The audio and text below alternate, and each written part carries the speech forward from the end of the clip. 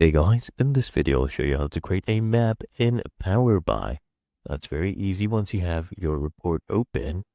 Okay, all you need to do is come to the visualization panel. If you don't see this, click on this arrow to expand.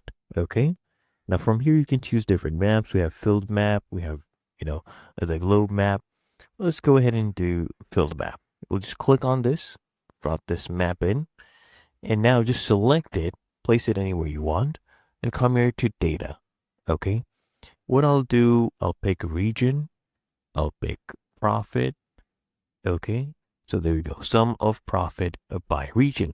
So we have this map, and of course, this one right here, as you can see, the legend is region, and we have a sum of profit here as the tooltips. What I want to do is come here and bring in this as the location. Okay. So once I bring this as the location, as you can see, it is updating. And if I come in here, look at this. Okay.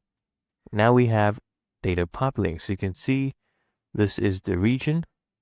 We have sum of profit about 17,852 in Asia. As you can see here as well, it is picking up. Okay. And if I hover over to, let's say, Australia, it would do the same. Of course, you can click on these. And here we go. We have our map in Power BI. I could also change this to country. So I'll toggle on a country and I'll use that as the location. I can go and remove region. Okay. Because that would basically conflict with each other and it would be double data. So look at this. Here we have by country. This is Canada, the sum of profit we have right here. If I come down here to South America, let's see some countries. Here we go. Okay. And this is Brazil.